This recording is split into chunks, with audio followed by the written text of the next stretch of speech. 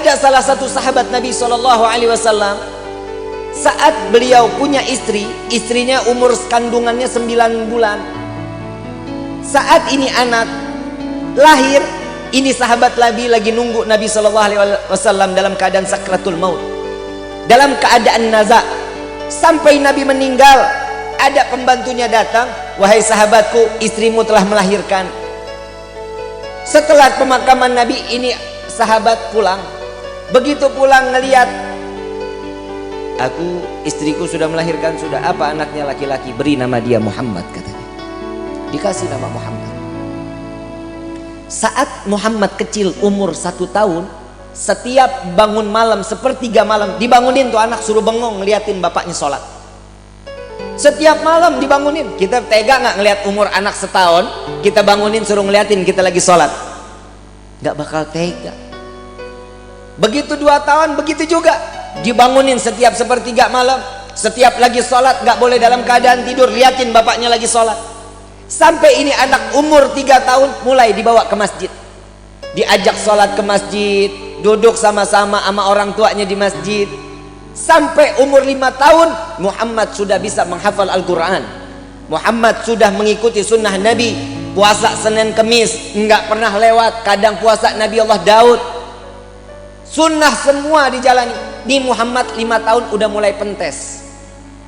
Mulai nih, Muhammad udah mulai nanya-nanya banyak sama ayahnya. Wahai ayahku, dari kemarin aku nih dididik sama dirimu dalam keadaan ini harus sunnah. Apa sunnah ini? Sunnah ini apa yang diajarkan oleh Nabi, itu yang kita jalani. Siapa Nabi itu? Nabi Muhammad SAW. Dia yang mana orangnya? Dibawalah si Muhammad kecil datang ke makam Nabi SAW. Inilah Nabi Muhammad. Dia telah meninggal dunia, iya.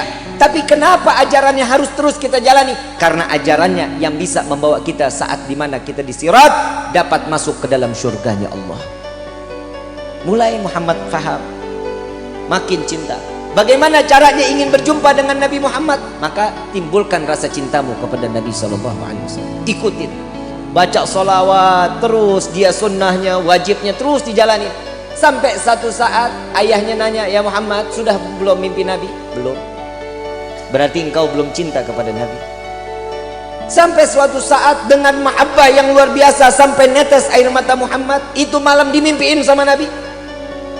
Dimimpiin Nabi, dia bangun ketemu ayahnya. Ayah, malam ini aku berjumpa dengan Nabi. Engkau baru bermimpi, aku sudah berjumpa dengan Nabi Muhammad SAW.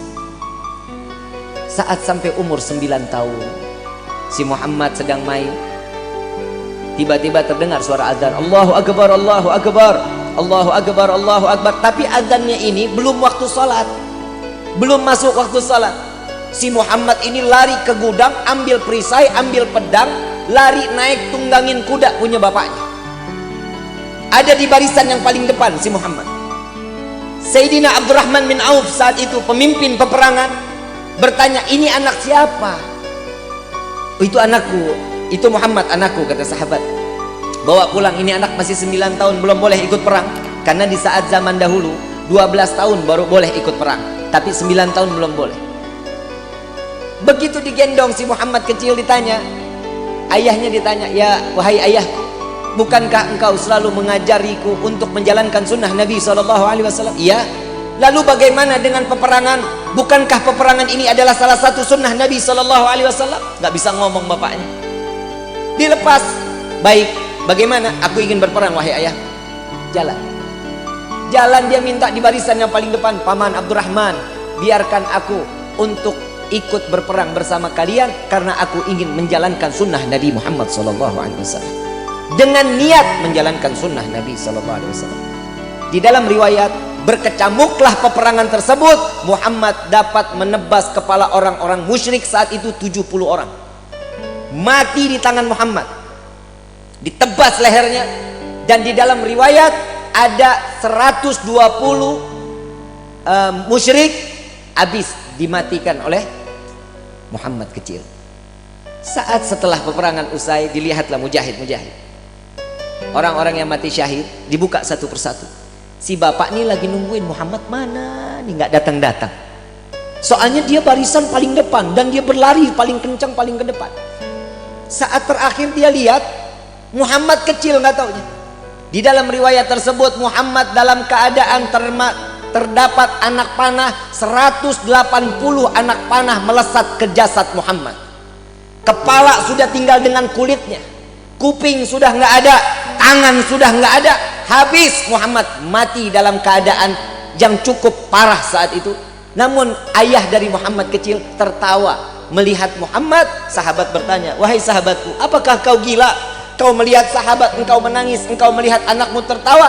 Aku melihat sahabatku, mereka adalah penghuni surga. Aku merasakan bagaimana saat aku kelak di yaumil qiyamah, akankah aku berkumpul dengan saudara-saudaraku dan sahabat-sahabatku. Jika aku melihat anak aku tertawa, aku melihat dia sedang bermain dengan baginda Nabi Muhammad sallallahu alaihi wasallam. Ingat Bu, Pak, anak itu fitnah. Anak fitnah dunia, anak itu fitnah akhirat. Bagaimana sepak terjang seorang anak tergantung bagaimana orang tuanya. Jika orang tuanya baik beribadah kepada Allah, ini anak spontan pasti bakal ibadah kepada Allah.